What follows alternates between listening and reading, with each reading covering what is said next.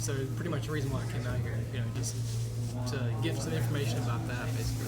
What's your business? Well, right now it's a driving service, but I may be switching to something else. I don't know yet. I'm just kind of in the experimental phase. What is that again? Sorry. Driving service. Driving service. What you mentioned some special on your meetup profile? You mentioned some specialized service. I'm trying to remember what it was now. Don't you specialize in some kind of driving?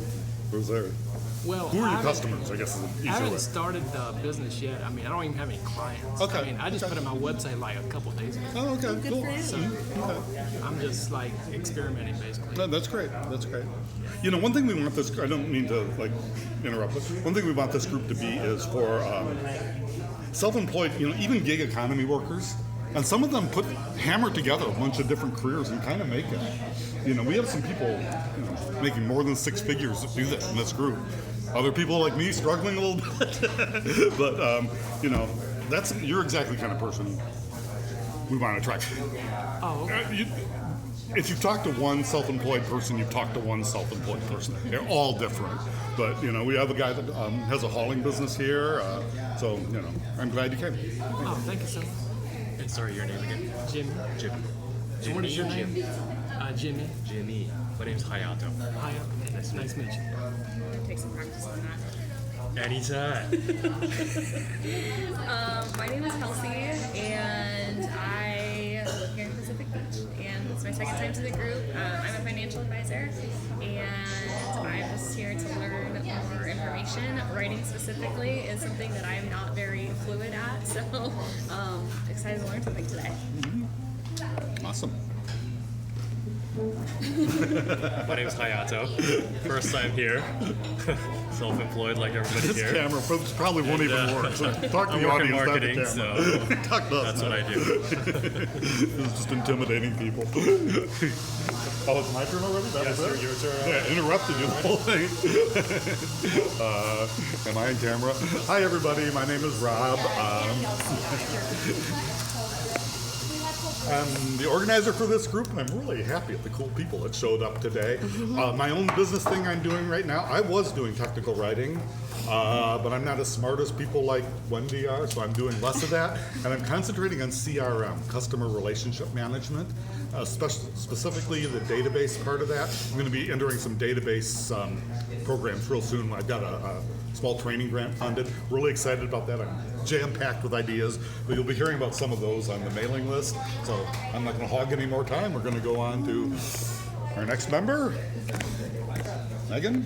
Hi, I'm Megan. I'm a technical writer and instructional designer. So I write training mostly for corporations, stuff you'll never see, unfortunately.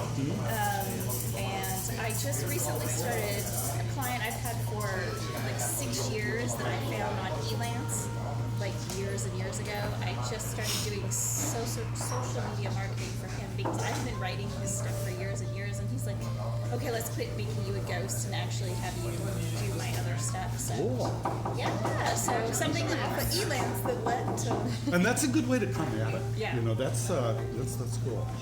I'm sorry, I'm talking too much. I'm not the leader of this group. Sorry, your name again? Tell me to shut up.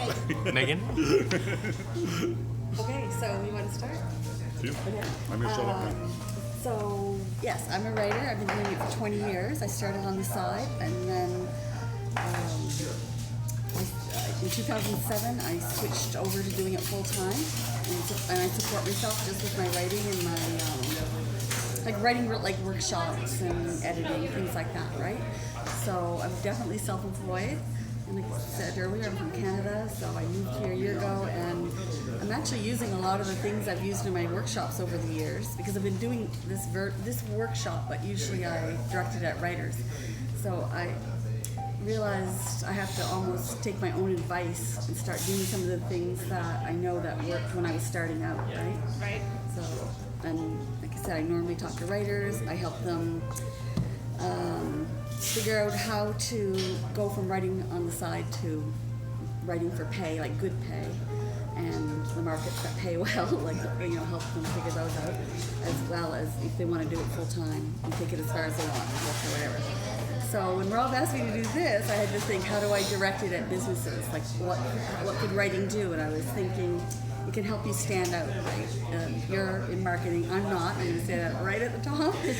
But there's a lot of things you can do, a lot of things you can write, whether online or in publications, like online publications or print magazines, as a way to expand your expertise and get some credibility and get some, clients, followers, whatever it is you're looking for. So, I'm on the wrong side here. So it's about repurposing your content, and I find it's easier to think of this as a writer. It's easier to think of myself as a content creator. Because I can think of this value to that, and it's easier for writers to make that switch too. Because there's something to do with writing and anything creative that people seem to do it for free or not charge what it's worth. So if you think of it as content creating, then you can really see that you have something to value. And so, because you guys are, from different businesses, you might not, your end goal might not to be a writer or to do that full time. So this is for anybody sort of on that spectrum, I guess. And I just want you to start, opening your mind, thinking of different ways that you can promote yourself, get your business known by using writing. So you don't necessarily have to be a writer. For a lot of the, the smaller things, I'll mention as I go along. I'm talking like online, if you're on Facebook or blogs, things like that. But some of the other, if you want to do a book, we'll talk about that later. So you guys are probably familiar with this study. It was from Microsoft in 2015, and they did this study and they saw that in 2000, the human attention span was 12 seconds. And then in 2015, when they did the study, had gone down to 8. So that's 2015, so I'm not even sure what it is now. But I wanted to point out that a goldfish's attention span is 9 seconds, so more than a human right now. And just to show you how easily distracted I am, I'm looking at the pattern and can we get There a you shot go. of that? We got it. Really pretty. This is pretty. How do they do that Exactly. anyway? See, I can't even hold an attention span See, for anybody. I went that 12 follows. seconds, I think. Facebook only does 3 seconds to, Wow. on their videos. Yeah. If somebody will watch it for 3 seconds, they'll actually give you credit for having somebody watched your video. 3 seconds. 3 seconds. Wow. That's So interesting. that's I've always wondered about that. What the How cool are you? Thank you so much. So that's why, the whole trying to figure out how to stand out, right? Especially online. So by writing and sharing content, you can increase your credibility, right? It just kind of shows you as an expert, especially if you're writing about the same thing, like if you're always writing about marketing things, it's going to show you as an expert. Increase your visibility, so then, of course, I don't like the word platform and brand, but that's what you're building, right? And of course, it can also increase your income if you're writing for publications that actually pay, or even books, right? And you attract an audience, clients, followers, readers.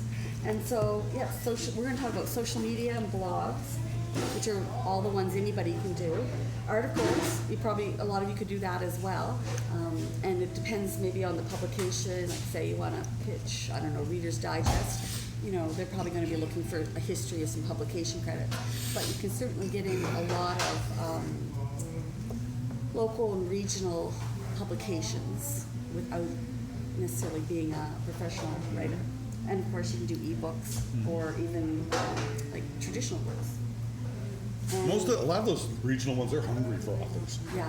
The woman that comes here occasionally, forgetting her name, but she has it's a San Diego Entrepreneur magazine or something. Oh yeah, they're looking. And they're looking all the time, and they And won't if pay. you're not but- writing for a living, like if you're doing it as a way to promote your business, that's different. Me, I'm writing for a living, so I'm interested in paying markets. I'm really good at Yeah, paying markets. and these small ones you can brag about too. And people, this woman I knew online, she used to brag that she would write articles for Midwestern Hospitality magazine, and that to me well, big deal. But then because she bragged about it, it kind of became a big deal. It's like she created her own real. Same thing. And so you want a niche too to kind of target your focus. And you can have more than one niche, but you want to try and get that expertise in what you're doing. And so for social media, I'm not big on social media. I'm not a fan of all that. I force myself to go in because I have some online workshops running, and that's where my customers are. That's where I get a lot of my people that take my classes, and not so much general like Facebook, usually groups. Like I belong to a lot of different groups to do with writing, and so that's where I post a lot of my workshops, and that's where I get mine. Are they Facebook And groups or are they so- different kind? Facebook groups, and so that's where the people are that I'm trying to target. I get So it, I I have get to it. go on there, even though it's not. I'm not. That's comfortable. horrible. It's not, I don't have anything against it. I get sucked into it, and then I never kind of come Right, up for air. yeah. So I try to stay out. I'll never get anything done. That's what it's designed to do. Yeah, and as a writer, I'm home all day, and if I'm on Facebook, I can just get sucked get in it. there so easily. So I try to stay off. But yeah, you have to think about what type of business, like what sort of. If you're going to do social media, maybe just choose one, and the one that you're most comfortable in, or where your customers are, or that suits the business, like Instagram. I've never been on there, but it's a lot of images, and so if that's something that would suit your business, then maybe that's where you need to be, right? And or Twitter or LinkedIn. Twitter's normally a lot shorter posts. LinkedIn, they have this whole, or they used to have, maybe they don't, like last I looked, they did this long form blog, like they encourage people to write long articles. They still do. So if that's the kind of stuff you want to do, that's where you should be. And there are social media experts and marketing experts that could probably help you with that. And blogs, some people say blogs are dead. I don't know. I'm still reading them. Like if you have people's blogs that you're reading. I think it's a good idea to have a blog, even if no one reads it that much, because you could use that as the base for your content, right? Well, that's just it. It is a nice place to put your content. Yeah. And it really helps if you guest blog too. Like think about the blogs that you read. Like if you're a marketer, you probably have marketing blogs you read, right? And if you guest blog, you're on their blog, so their readers are seeing you. And if they have more readers than you. And you can still you're publish it on your own place, Yep. someplace. Yep. There's no law against Yeah, that. and then you get those Yeah. backlinks, right? Anytime you're on a blog or they talk about you on like if you publish an article on an online publication and they give you the little space for a little bio and you put your website, anybody that clicks on those backlinks, that all raises your like your Google search stuff, right? Yeah. Like that all counts. And I can give a real quick tip on how to do a real cheap blog where you don't pay for hosting. If you buy your domain from Google Domains, $10 or $12 for a year, then you get a Blogger account. You configure it, you just press a button, then you don't pay for hosting. Oh, A Blogger is probably not as good as WordPress, but it's a Yeah, quick. there's a lot of inexpensive. What's the backlinks? What does that mean? The backlinks, like if you're on someone else's blog and they do a link back to yours. Oh, okay. And Gotcha. so Yeah, that's, makes and then sense. you get those. Same as on like websites, like you're posting on people's websites. So I call it double dipping because you kind of get your own promotion. And when you're on other people's blogs, you're going to gain some of their readers. If they're reading something, they kind of connect to it. Yeah. They're going to follow you over and then start reading your stuff. And so articles, they can be online or print, and print's not dead, and certainly magazines aren't, and all magazines have an online presence as well as the print. And if you really want to write and earn income at it, really good income, magazines are one of the most lucrative ways to earn money. And they have consumer publications and non-consumer ones. So consumer ones are the ones you see on the bookstore shelves, right? Reader's Digest, that kind of thing. The ones you don't see are the non-consumer ones, like the trade magazines, the travel, specific magazines like the San Diego travel ones or something. You know how there's a lot of tourism type things, but every industry has some sort of publication, whether it's like the construction industry or you go to doctor's offices, sometimes you see a lot of those. Marketers must have their own publications, right? And those pay so well, and they're very hungry for content. And so you could, if marketing is your niche, your area of expertise, you want to be pitching some articles to those magazines. And you're also going to, maybe writing isn't your main form of income, but you're going to earn some income. Like they'll pay like $1 a word easily for this. So, you do 500 words, that's $500, right?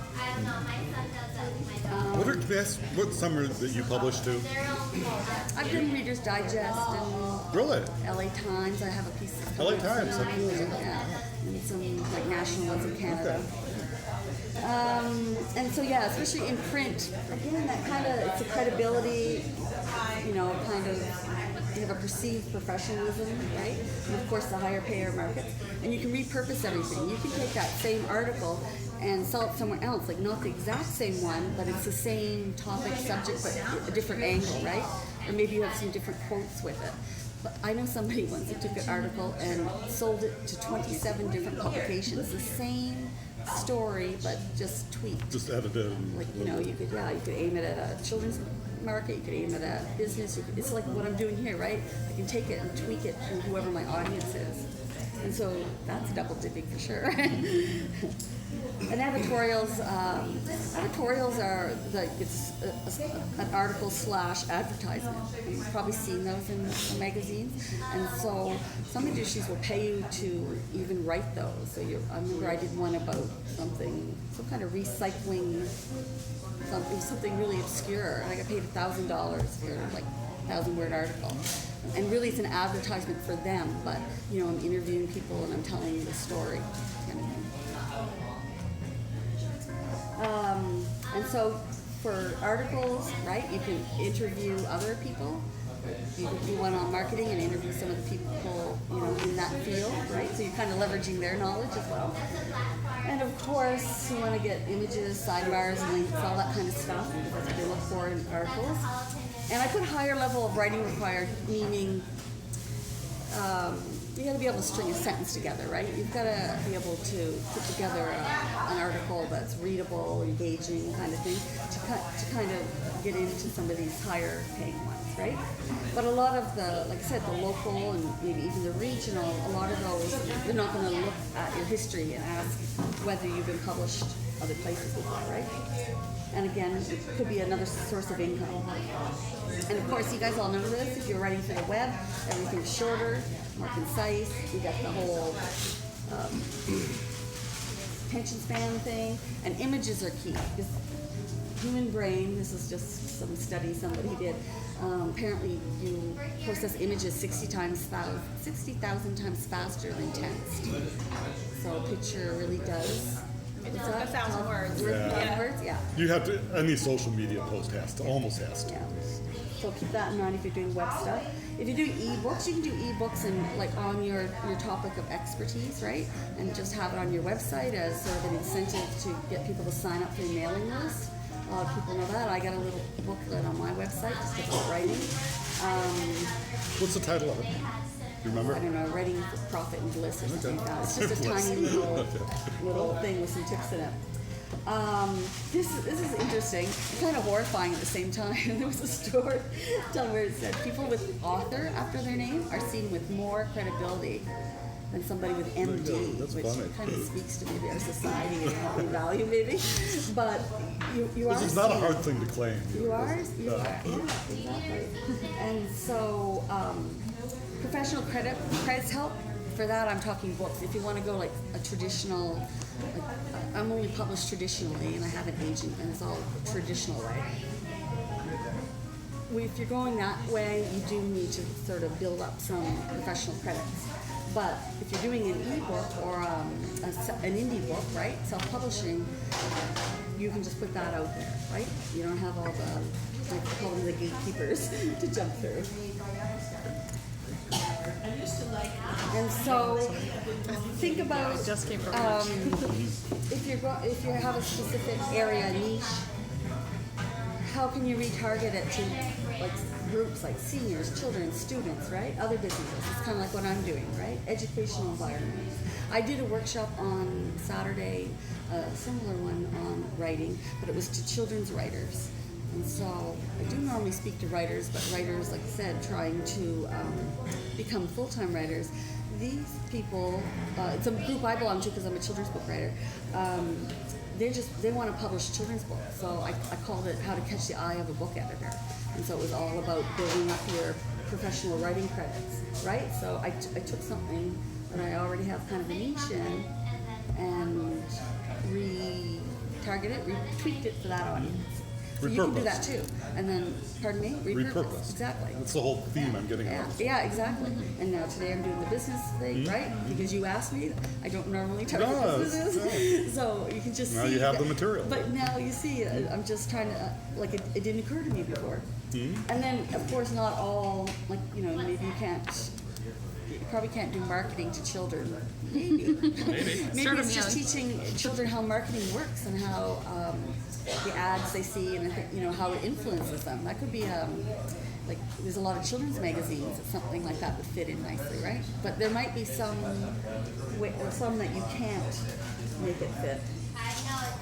So I was saying to Kelsey before you weren't here, Rob. I target some specific examples to 4 people that usually come to these meetings that I know and that I talk to. One is the mover guy. Is his name Ryan? David. David? Okay. I think there's a couple. Yeah. David. Personal trainer is Jan, my friend, who isn't coming today. The financial planner was Joe, but Kelsey works with Joe. Oh, yeah, Joe. And then the vegan chef was somebody I met on the weekend. I went to a vegan thing at the library to learn how to cook vegan. So you mean you're actually writing for all these people, or just using them I'm as going to examples? use these as examples. Oh, well, how And cool! she was What a going good to idea. come. She was going to come today. Oh, okay. So anyway, so I was going to try to show how to take all those ideas and make it work for these 4 jobs. So, Yeah, I wrote David before this meeting. You should have come.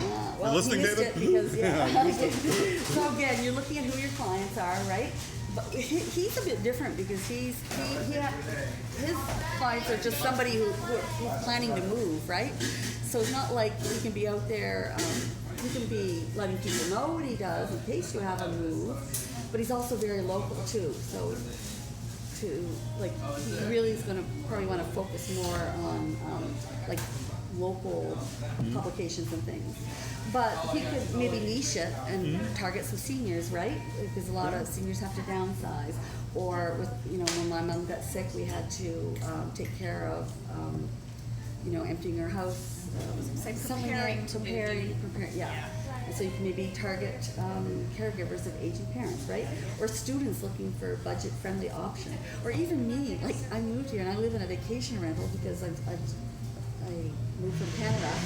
And when I moved to another vacation rental in September, I couldn't find anybody to move me. That it was all too expensive. And it was just me, my suitcases, and a couple of boxes. But because I didn't have any furniture.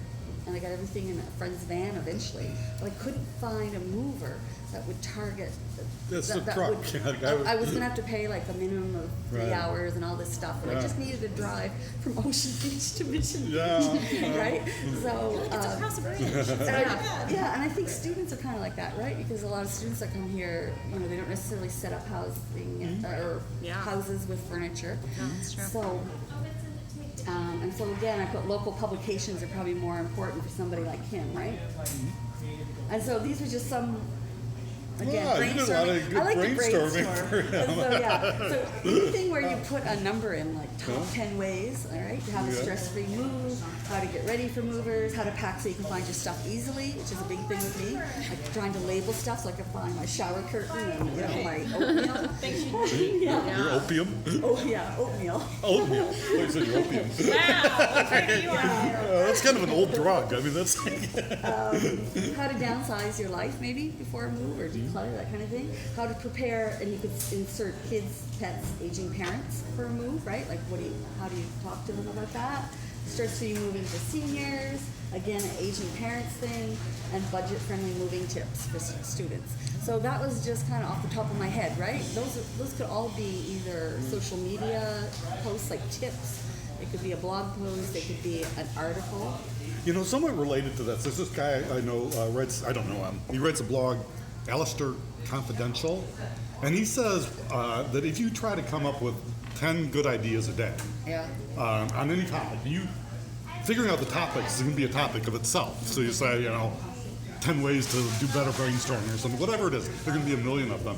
He says that after 6 months of doing that every day, you'll develop these incredible creative powers. I don't know if it's true, but it's like, I love doing the brainstorming. I don't know. It's just something I like to do. So this is a personal trainer. This was Jan's job. So she's a bodybuilder. She's a former bodybuilder, and she she trains people on the beach and the gym. So this is one I was targeting at her. So she could target bodybuilders. I don't know what she does, how she gets her clients, but for people with health concerns, that's obvious. Seniors. I have a friend who is older and she kept falling. She was having trouble with balance, right? And so she went to a trainer who gave her specific exercises to help her because she fell a few times and broke her. And of course, people want to lose weight, that sort of thing, right? But each niche has different concerns, right? Problems to solve. So you're trying to figure out what their problem is, and then you want to be the one to solve it. So, how seniors can prevent falls or protect themselves during a fall. I have another friend who does this online workshop on how to, if you fall, how do you fall so you don't break something? And she teaches. Gracefully fall. Yeah. So, work out while traveling, right? With things you have in your suitcase, that kind of thing, or in your hotel room. How to choose the right gym for your needs. You can do the unexpected health benefits of whatever, weightlifting, cycling, running. You can see some more 10 easy and quick exercises, fun ways to get your child moving, how to prevent muscle loss in later years, how seniors can stay healthy by, maybe 10 push-ups a week or something, And again, affordable training programs to fit every student's budget. So, targeting some seniors, some students. And here's the financial planner. This is for Joe. Again, And Kelsey. Kelsey. I did it for Joe. I forgot about Kelsey. Sorry, Kelsey. But yeah, people retirement age, people that have already retired, people that are just starting out in their first jobs, right? How to plan from the get-go. Seniors who want their money to last, that's a big thing here because I just turned 60, so I'm starting to hear about those things and think about them. People who want to save, parents who want to teach their children, right, how to plan financially. And again, you could do an article directed at kids on things like how to save or teach them about, the rainy day thing, right? And students or anybody on a budget. So yeah, how to get out of debt and 5 easy steps. How to not get into debt. 10 painless ways to start saving regardless of your income. Maybe you're on a fixed income. How to teach your children about debt saving or retirement or whatever. Making your money last, right? In retirement or as a student, that's the thing. When I went to university, just having the money to do the things I wanted to do, as well as pay for things like books. And there's some tax stuff that probably could be in there too, like some tax things that maybe people don't know about for seniors. Why you're never too young to start saving, and how students can budget for school and fun, right? And I don't know if everybody was here when I said I'll send the slides to anybody who wants them. I don't have to, so take notes. You can send them on the list also. Oh, okay. And so the vegan chef I met, she was doing food demonstrations. She made a complete vegan meal for us, and we all helped. It was at the library in PB here every Sunday. She does one, and it's she just did a whole meal, dessert and everything, and everybody who was there got to help chop. It was fun, and we got to eat it.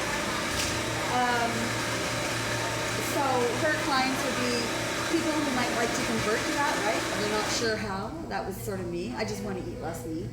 I'm not sure I want to be a vegan. That's a good idea. People who are new to it and want more recipes or info, how do I get something that tastes like, a burger? That's always been my thing. People who want to save money, being vegetarian or a vegan, it costs more because you're buying a lot of stuff that you don't normally have in your pantry. Once you get started, you're probably okay. And some of it's higher, of course, because it's organic and things like that. So, and how to save the planet. Liz talked a lot about that. What you're doing is you're saving the planet by, less animals, less water, the resources used for the animals. So, how to ease into veganism with 1 meal per week. Unexpected health benefits of going vegan. And I put unexpected because most people probably know what general benefits are of doing something like that, but maybe there's ones we don't know. How vegans are saving the world one bite at a time. How to replace burgers and pizza with, vegan alternatives. How to veganize your favorite recipes, and maybe some myths. How to vote with your plate, right? It's kind of a political thing. This is why I can't go vegan. I have to have something that's quick. So 30-minute vegan dinners, like you can make tonight, like I'd be right there if I could figure that out. Vegan snacks your children will love, or your child will love. Eating vegan for energy and longevity, so that's kind of for seniors. And eating vegan on a budget. Maybe you are that, and you're a student, and now you got to figure out how to do it, and not just eat. I'd say getting protein. See if I can getting that hearty meal feel. So you gotta know your audience. You gotta know whether to go general or to really niche it, right? Like to go from zero, not even being a vegetarian or knowing any of that, all the way to vegan, that's a big jump, right? And a big jump in changing your eating as well as your budget. So you can sell general ideas to general publications. So some of those ones would work in a Reader's Digest or like a very general thing about the health benefits. But the ones where it's getting down to the nitty gritty, you probably want to focus those in vegan magazines, like some niche, get more into the niche magazines, right?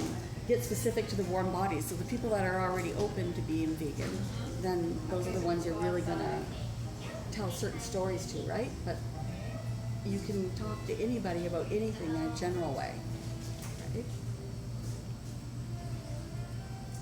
And yeah, what you're trying to do is solve their problem. So social media is good for that. They have that those polls on Facebook where you can ask a question. So you could, like the moving. What's most stressful about moving? Just ask people that. What holds you back around getting fit? That's for the personal trainer. What's your greatest fears around money? It's a financial planner. And what's your biggest concerns about going vegan? So if you ask that question on Facebook or something, and you can even give options, you can say, is it the expense? Is it you'll have to give up foods you love? You won't have time to cook. Then you get ideas and even paragraphs. Exactly. That tells you what content to write. Right? They're going to tell you what to write about. And then when people click on the different ones, you can see like, oh wow. And you can even get quotes that way, right? You can say, Jane from Chicago says. Sure, you'd have to get their permission. You do? Do you? If they put on public media? I don't know about that. I don't know. I'm not big on copyright. Okay. I would contact them privately and say. That's a good one. I know on Facebook they don't care about that. I don't think you have to get permission. Well, I'm not sure. We should find out. If you're going to do it right there, maybe. Do you know, Megan? If you're going to do it in a magazine or Yeah, I something. would ask permission. You would? I Okay. would ask All right. permission. Yeah. Okay. Especially if you're going to. Reporters, unless they're saying off the record, and you're sort of a reporter if you're writing, right? No, you're not. No, You're not? Uh-uh. No, if you're doing it as your own Blog? you're not.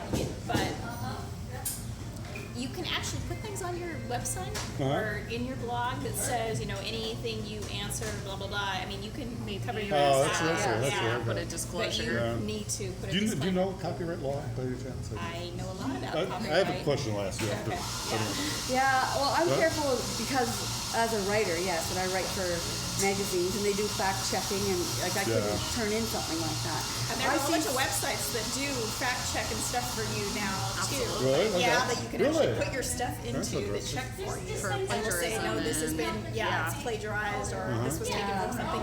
So I write for somebody who makes you run it through 3 different programs before they'll accept your Especially with social media and all the stuff that's on the internet. I mean, super easy to probably take somebody else's stuff and People do that all the time, but me personally, it's so easy. I've been to- plagiarized. It's shocking when you see it. Has it ever happened to you? You see your name on something, someone else's name on your own stuff. It's like so weird. Oh no, I've never seen that, but I don't.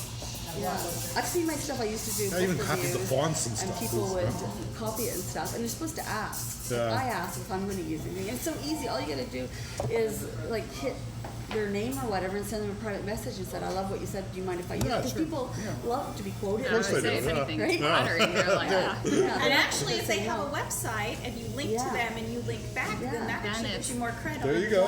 Google. So it's actually helpful Yeah. to Real good everyone. point. Yeah. And if anybody says anything about me or my courses, I just say, may I use that as a testimonial? But I wouldn't just use it. Yeah. That's Okay. me because of my history of being a writer for years. Yeah, anyway, so that's a really good way, and they'll tell you what content, what they're looking for, right? And for social media, you know, try to keep it consistent, something recognizable. Like, I put a lot of my stuff like on like little slides with the same background, and I put my logo, and then and it's easy for, like, it's connected to me, and then they sort of then know who I am without me reading my name, kind of thing. And it's really easy to do them on Canva.com. I don't know if you guys have ever used that. You have the backgrounds. Some of them are free, some of them are paid. Photos and stuff, and you can put quotes, like you can make tips or whatever you want to do on there, right? I like using PowerPoint, which is really easy because I'm always doing slides for things. So all you do is do a save as on an individual so much slide. sense. So do a save as on that slide, but save it as, I save it as a PNG. Yeah, or JK. You can do JPEG. I like the PNG better. I just find it's clearer sometimes. And Well, it then, depends on what site you're putting it on too, because certain things. yeah, they get that little Yeah. blurry halo thing. That makes And you sense. can save it as an image. And that's so much easier than, I find it easier, and I have a design diploma, than going into a program and start messing around with things. Because you can do a lot. You can get pretty creative on a slide, right? Yeah. And bring in pictures. I would use my own pictures and put my logo on there. And so, yeah, it can be text or images. It can be a video. Of course, everybody loves video on social media. You could put an exercise, a recipe, like the vegan chef could put a recipe. You could do Q's and A's, tips, financial planning tips, right? So you just create a little image and slap it up there. And video, that helps. I'm trying to get into the video. Somebody said they gotta do video. It's so hard I've to, been yeah. starting. But you know, I started doing it. I have my thing covered on Zoom because I have a Zoom account. And you can So do a everyone free told one. me about that. Do you It's like really it? I hot. haven't It's really used hot. it, It's so but- easy. It's so easy. And Yeah, and we all you gotta can start have it doing for video free, conferences too. more often. It's free. Like if you have a lot of people on there, They and do you the, want to like, record, then you have go-to. to pay the monthly $15. You can schedule it too, and people can call in, right, if they don't have video. So you can, it's really flexible. Are you talking like Facebook Live? No, I'm talking about Zoom. Zoom? Okay, yeah, I'm not aware. You can schedule like a future night. I want to talk to Megan next week or something. okay. And then I she just- wouldn't necessarily have to come in on video. She could if she wanted. okay. But I think you could also call in.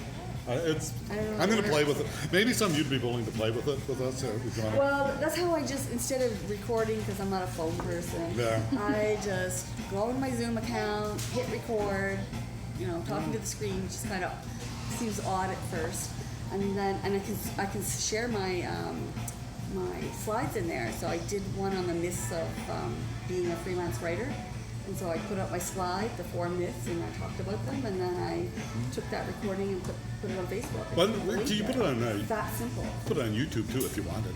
Yeah, somebody told me that I could do that too. And that's Make really a easy. channel on Yeah. YouTube. And that way you leave all your content up there and you can always link back to Yes. things when you want to. No, nobody talks about it anymore, but I like the idea of a vlog, video log. Yeah. That's a kind of a good idea. And you can do it just for yourself. Instead of, if you're not in the mood for writing, you can just because sometimes if you got something really complicated, writing is really hard, but that maybe will be your first Well, step. sometimes I don't feel like reading something. I'd much rather just sit there and be read too. I want to keep my promise about getting people out within an About hour, so you got yeah, like I'm almost done. Okay. So whatever works, right? I'm just getting on to the online stuff. It's not. I've done like these workshops since 2011, but live. So now I have 2 running online. So I'm kind of getting into that since I moved here because I don't have the clients and mailing list like from Canada. So I'm trying to I guess expand my niches. So I'm not that familiar with that kind of stuff. But so yeah, on video you could demonstrate, okay, the mover, how to pack properly, or the personal trainer, how to do a warm up, or maybe it's some, this is how you bench press properly, right? A vegan cook could do a recipe, or you can just speak about a topic, right? And Facebook Live, all my friends do Facebook Live. I've not done that yet. They just get on Facebook and they just start talking. People watch and interact. But I do the posting of the recordings. And yeah, I find Zoom really it's easy because I'm not good with tech. I have a real learning curve with that. And so I'm always looking for the easiest way to do things. And then of course you can do seminars, webinars, or workshops, right? Live or online, around your area of expertise, so you can take it even further.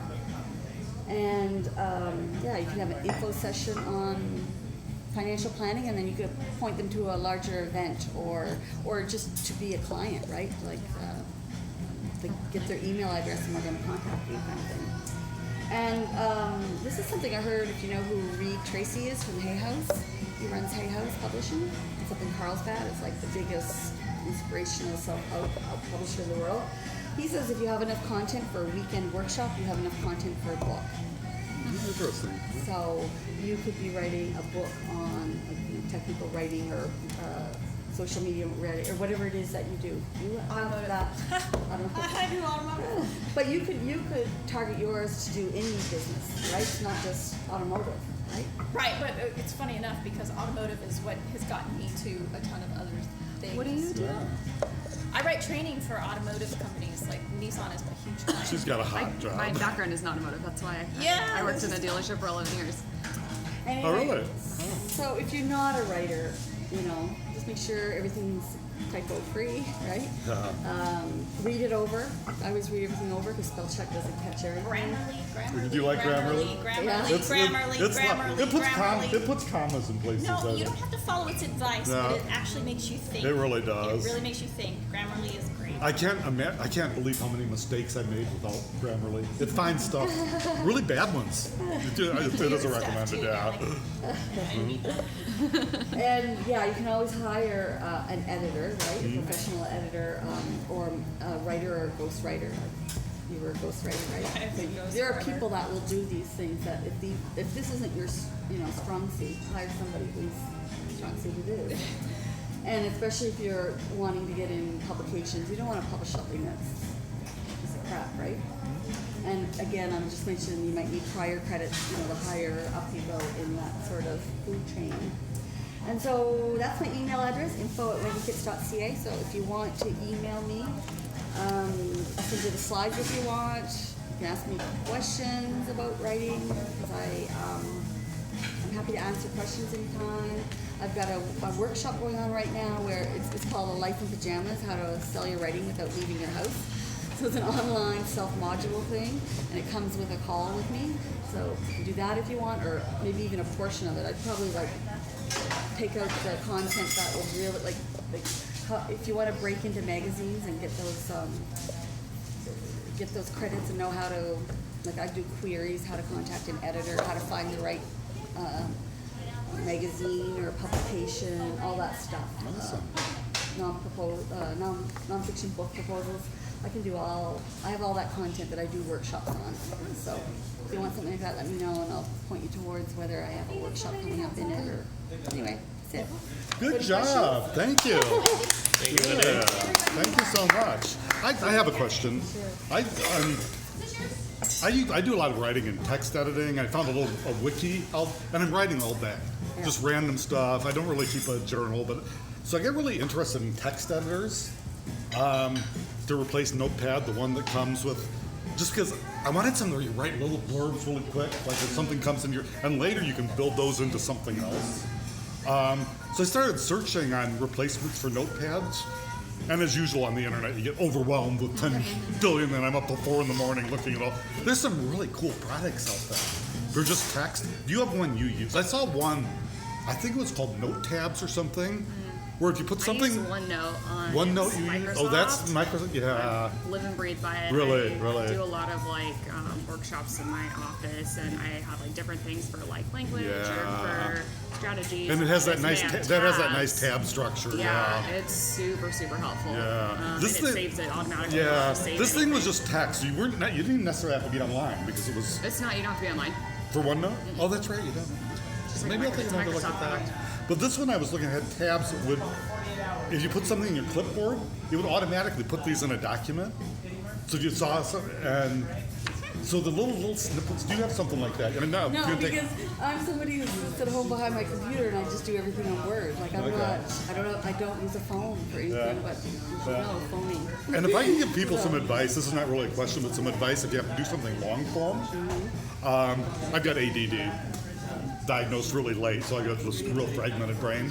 But I found out that if I set a timer and I say, I'm going to work on this topic, no matter what happens, for long form, I think that's about 7, 8, maybe as many as 10 hours over a bunch of days. But you can get really good material that way. Because they just keep working. You make the topic might even change. But you want to do a 1,200 word or something, which is long. That's the way I do it. I just set the timer. So I'm just going to work on the plow on this. This is a tip for me. Anybody else have any writing tips you want to? Never gotten into writing. You're not a big writer? No? You're Never gotten marketing, into right? it. Yeah. You're a marketing guy? What kind? I'm more digital, Digital? and I outsource the writing. I see. But you guys should be the leading system's good. both of you some sort of presentation for us. Yeah, we need it. I I'm, want to hear hers. Love to have you. Training manual for automotive. No, but- I'm actually intrigued, but yeah, sorry. yeah, no, but why not? What kind of marketing? What kind of marketing do you do? You. Mainly digital right now. But what does that mean? That can mean a lot. Meaning my bread and butter is out of chiropractors who Oh, okay. need somebody to call them, but they say, I need people to call me. So is it Nice. like website design stuff or Ads on like, Facebook. Oh, it's okay, advertising. so- Google. It's Okay. advertising. Yeah. But that would be a good topic because I know a lot of people are doing the ads on Facebook and I know nothing about that kind of stuff. It would be Especially how to do it on the cheap, because I think there's cheap ways to do it, right? Where you don't. And maybe times that you do it, right? Yeah. Do you target certain times to get the most eyeballs? If the client is that sophisticated, yes. I There would, are programs that actually will, do that? that will actually look on social media and the people that you're looking for online. You can put in. There's all sorts of great tools, but I found one yesterday. In fact, I was looking for something very specific, and it said it will look for people who are of this education background, who are on what time they're online. wow. So you can actually put your ads online at certain times. And then there's ones where you can, because I need to launch this for a client across different time zones. So you can launch it for the client across different time zones. Yeah. So I can post it at 6, at 7, at 8. See, that's useful information to have. Here's another tip I was going to, and in fact I will give on the listserv. And I just did this the other day. I thought I had it done, but those little, it's like a miniature website with Google that shows up in the sidebar. You know what I'm talking about? It has a name. And you have to send a letter into a thing into Google, and they send you a thing through the mail. It's a business listing essentially, and you can have your hours and stuff, and it will actually show up on the sidebar in a search. Oh, just like And it'll be local, advertisements? yeah. It'll be local. What I wanted to share is that you don't have to have a storefront address. You have to give your address. But Google says they won't publish it, and I believe them. They don't publish it on the ad. But so home businesses, Oh, sorry. Yeah. they know everything. The only one that doesn't know stuff is us.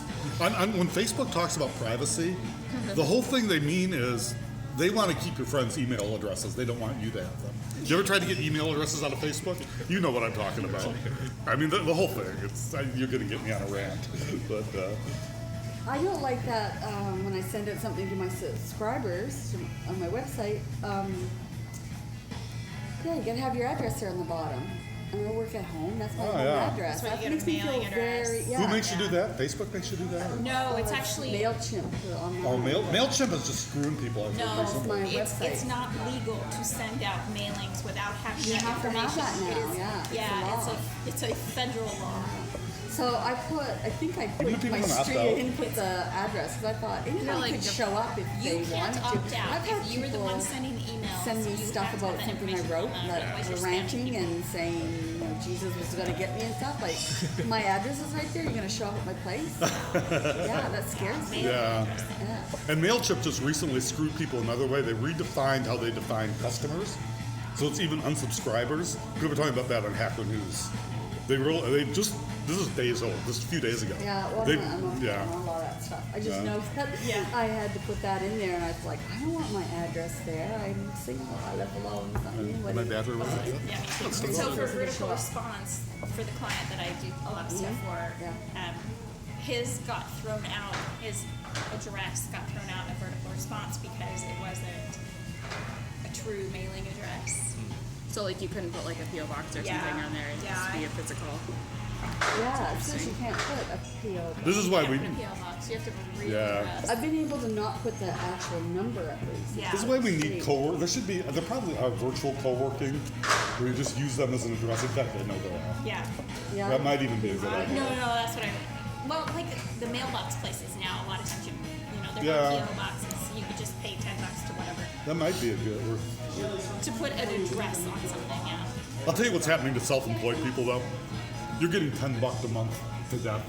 Everything costs $10 a month, and you get like 20 of them. That's How about Adobe Yeah. yesterday going after people, telling them you can't use old versions of like Photoshop. Oh, jeez. Really? Yeah, that they were going to go after people. You used to be able to own it, right? It's like now it's all services. Well, apparently, if you go through the user agreement, even on those old versions, because I go back to like They- Photoshop 4, I own 4, 5, 6, CS4. Apparently, if you go back and you look on the user agreement, you don't actually own it. That's interesting. No kidding. Yeah, and so now I'm actually on a crusade.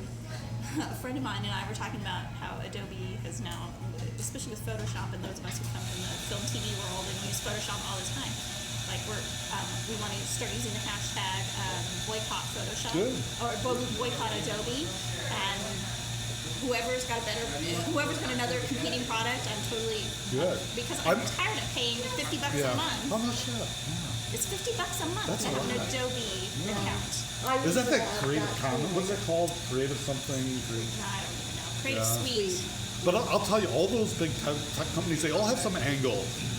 They're screwing you somehow. Yeah, it's money. And if you understand that angle, you're fine. Well, because they you went work from around a it. $200 million business to a $2 billion business by making you subscribe. And the thing is, so Photoshop now, even if you download it, it takes up so much of your computer, it just sucks up RAM. It's like a RAM sucking. And then they want to put everything online, and I'm like, I don't want to share my crap online. I want to do it on my computer. Right. And save what I want to save. And then I'll share it. I'm not sharing it up in your suite. I want it in the cloud. Ah. Is that what it is? Like a Yeah, cloud they want base? you to put it in the cloud. They want you to put everything in the cloud. The bigger lesson here, always think what's in your interest. Don't just accept what these tech companies are Well, doing. exactly. Because we used to. So what Yeah, product's yeah. as good as it? Yeah, what is competes this? Yeah. with But it's Photoshop? finding the product, right? Finding the Because product that I- competes And they're with there. Photoshop. They're out 'cause I there. am Yeah. done with Adobe. Yeah, I think we all have a habit of just automatically taking what big companies do. I don't know if I mentioned forums. I'm putting together a better data collection for this group.